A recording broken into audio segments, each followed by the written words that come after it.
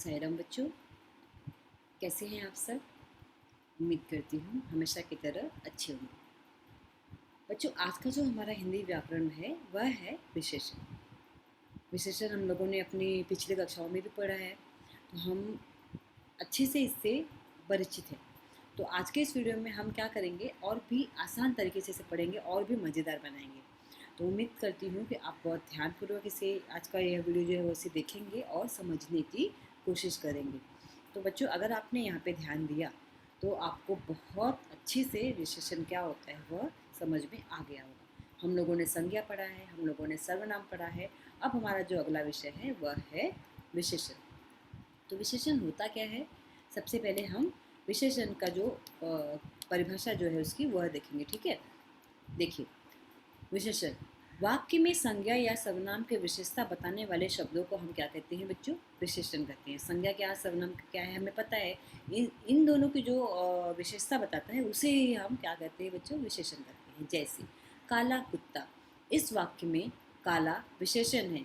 जिस शब्द जैसे अर्थात संज्ञा या सर्वनाम की विशेषता बताई जाती है उसे हम विशेष कहते हैं। उपयुक्त वाक्य में कुत्ता जो है वह विशेष है। अब यह विशेष क्या है वह भी हम लोग देखते हैं।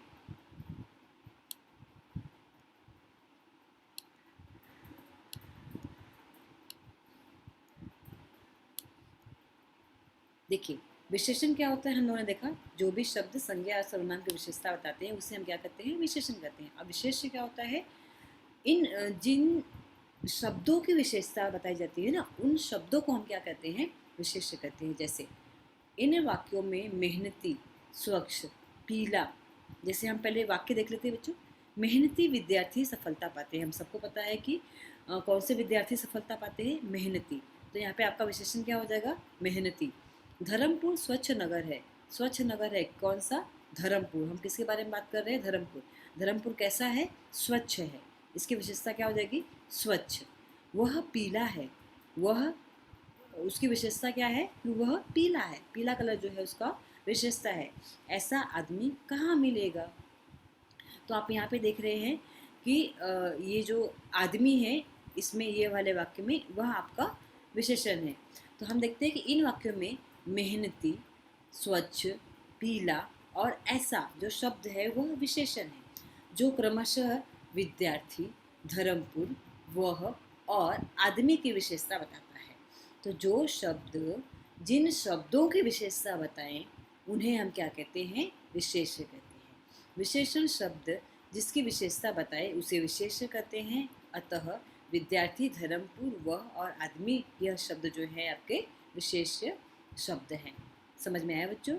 जैसे यहाँ पे उन्होंने देखा कि मेहनती, धर्मपुर, सॉरी, मेहनती, स्वच्छ, पीला, ऐसा, यह आपका हो जाएगा विशेषण। लेकिन हम किसके बारे में बात कर रहे हैं, विद्यार्थी, धर्मपुर, वह, आदमी, यह आपका हो जाएगा विशेष्य। विशेषण के कितने प्रकार होते हैं, विशेषण के हम कुल इस कक्षा में 4 प्रकार पढ़ने वाले हैं। गुणवाचक विशेषण, संख्यावाचक विशेषण, परिमाणवाचक विशेषण और संकेतवाचक या सार्वनामिक विशेषण। एक एक करके हम सभी प्रकार देखेंगे बच्चों। पहला है हमारा गुणवाचक विशेषण।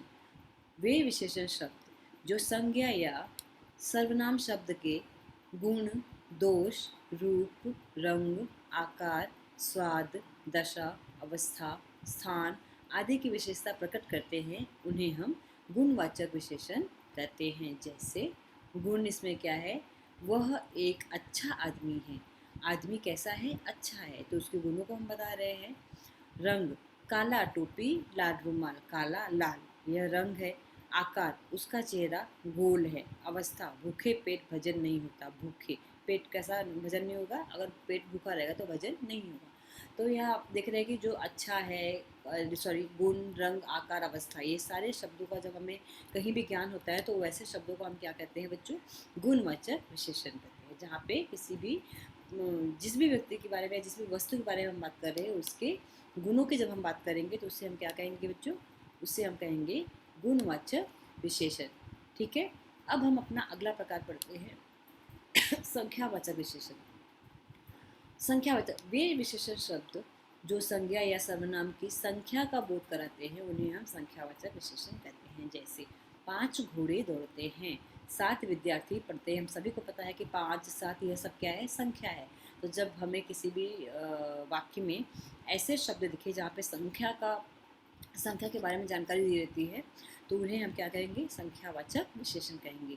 इन वाक्यों में 5 और 7 संख्यावाचक विशेषण हैं, क्योंकि इनसे घोड़े और विद्यार्थी की संख्या संबंधी विशेषता का ज्ञान होता है।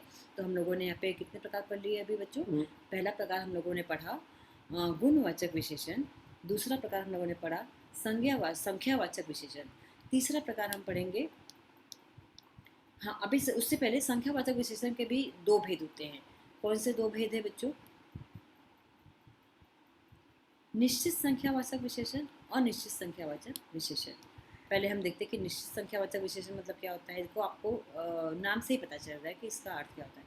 वे विशेषण शब्द जो विशेष की निश्चित संख्या का बोध कराते हैं, उन्हें हम निश्चित संख्यावाचक विशेषण कहते हैं, जैसे 1, 2, 8, चौगुना, सातवां आदि। जैसे उदाहरण के लिए देखते हैं, कमरे में एक पंखा घूम रहा है, डाल पर 2 चिड़ियाँ बैठी हैं, मेरी कक्षा में 40 छात्र हैं, प्रार्थना सभा में 100 लोग उपस्थित थे, 1, 2, 40, 100, यह सारे संख्या और निश्चित संख्या का ज्ञान कराते हैं ना, इसलिए इसे हम क्या कहेंगे, निश्चित संख्यावाचक विशेषण। अब ये अनिश्चित संख्यावाचक विशेषण क्या होता है? वे विशेषण शब्द जो विशेष की निश्चित संख्या का बोध न कराते हों, वे अनिश्चित संख्यावाचक विशेषण कहलाते हैं, जैसे कई, कुछ, सब, थोड़े, सैकड़ों, अरबों आदि।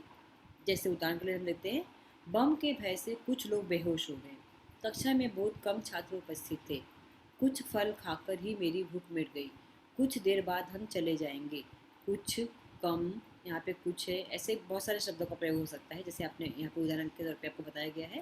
तो ऐसे शब्द जहाँ पे हमें दिखेंगे वो आपका हो जाएगा, जहाँ पे हमें सही संख्या की जानकारी ना हो, उसे हम क्या कहेंगे बच्चों? उसे हम कहेंगे अनिश्चित संख्यावाचक विशेषण। अब हम अपना पढ़ते हैं दूसरा प्रकार। पहला प्रकार हम लोगों ने पढ़ा था गुणवाचक विशेषण, दूसरा हम लोगों ने पढ़ा संख्यावाचक विशेषण। संख्यावाचक विशेषण के भी 2 प्रकार पढ़े हम लोगों ने, निश्चित संख्यावाचक विशेषण और अनिश्चित संख्यावाचक विशेषण। अब हम पढ़ने वाले हैं अपना तीसरा प्रकार। तीसरा प्रकार क्या है बच्चों? परिमाणवाचक विशेषण। परिमाण का अर्थ ही होता है माप, तौल, वजन।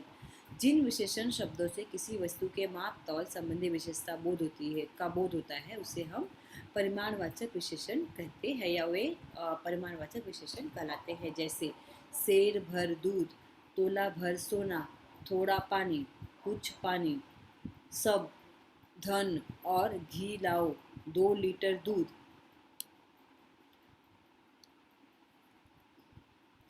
इत्यादि। हाँ, जैसे दूध, यहाँ पे कुछ और भी नाम दिया हुआ है, चीनी दिया हुआ है, ऐसे और भी शब्द हो सकते हैं, ठीक है। हाँ, तो जहाँ पे हमें पर यह पता है कि जिस भी वस्तु के बारे में बात कर रहे हैं उसका परिमाण कितना है वो वजन कितना है, तो ऐसे शब्दों को हम क्या कहेंगे? परिमाणवाचक विशेषण। अब जिस तरह से संख्यावाचक विशेषण के हम लोगों ने 2 प्रकार पढ़े थे बच्चों, निश्चित और अनिश्चित ना, वैसे ही परिमाणवाचक में भी 2 प्रकार आते हैं, निश्चित परिमाणवाचक विशेषण और अनिश्चित परिमाणवाचक विशेषण। अब ये निश्चित परिमाणवाचक विशेषण क्या होता है और अनिश्चित परिमाणवाचक विशेषण क्या होता है, हम 1 बाय 1 देखेंगे। निश्चित परिमाणवाचक विशेषण, जो विशेषण शब्द किसी वस्तु की निश्चित मात्रा अथवा मापतौल का बोध कराते हैं, वे निश्चित परिमाणवाचक विशेषण कहलाते हैं। जैसे 2 सेर घी, 10 हाथ जगह, 4 गज मलमल, 4 किलो चावल। यह सब हमको पता है कि जो भी वस्तु के बारे में बात कर रहे हैं ना, उसका निश्चित माप कितना है हमारे पास रेडी है, तो यह आपका हो जाएगा निश्चित परिमाणवाचक। और अनिश्चित में हमें वही नहीं पता होता है कि कितना है वो, ठीक है। जो विशेषण शब्द किसी वस्तु की निश्चित मात्रा अथवा मापतौल का बोध नहीं कराते हैं, वे अनिश्चित परिमाणवाचक विशेषण कहलाते हैं। जैसे सब धन, कुछ दूध, बहुत पानी। यहाँ पे सब, कुछ, बहुत, यह हमें किसी भी निश्चित परिमाण के बारे में नहीं बता रहे हैं, तो यह हमारा अनिश्चित परिमाणवाचक विशेषण हो जाएगा। तो यहाँ पे हम लोगों ने अभी तक कितने प्रकार पढ़ लिए? 3 प्रकार पढ़ लिए। अब हम जो हमारा अंतिम है, चौथा है, जिसे हम संकेतवाचक या सार्वनामिक विशेषण करते हैं। जैसे जो शब्द संज्ञा या सर्वनाम की ओर संकेत करते हैं, या जो शब्द सर्वनाम होते हुए भी किसी संज्ञा से पहले आकर उसकी विशेषता को प्रकट करे उसे हम संकेतवाचक या सार्वनामिक विशेषण कहते हैं। जैसे वह गाय दूध देती है, यह पुस्तक मेरी है। अगर आप बोलते हो पुस्तक मेरी है, तो अगर आपको बोला गया कि यहाँ पे संज्ञा क्या है, तो आप बताओगे पुस्तक। गाय दूध देती है, तो यहाँ पे संज्ञा क्या है, गाय। लेकिन इन दोनों से पहले देखो सर्वनाम आ गया है, वह, यह। और यहाँ पे आपको पता है कि यहाँ पे हम संकेत के द्वारा बता रहे हैं, या ये सार्वनामिक शब्द है ना, सर्वनाम मतलब सार्वनामिक। तो ऐसे शब्द जब आ जाएंगे तो हमें आसानी से पता चल जाता है कि वो हमारा संकेतवाचक या सार्वनामिक विशेषण है। तो बच्चों, इस तरह से हम लोगों ने आज 4 प्रकार पढ़े हैं, जिसे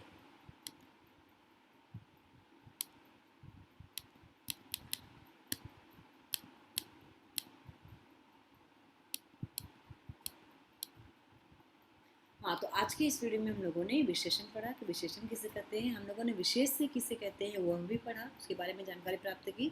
विशेषण के 4 प्रकार होते हैं वह देखा हम लोगों ने। पहला होता है गुणवाचक विशेषण, दूसरा होता है संख्यावाचक विशेषण। संख्यावाचक के 2 प्रकार होते हैं, निश्चित संख्यावाचक विशेषण, अनिश्चित संख्यावाचक विशेषण।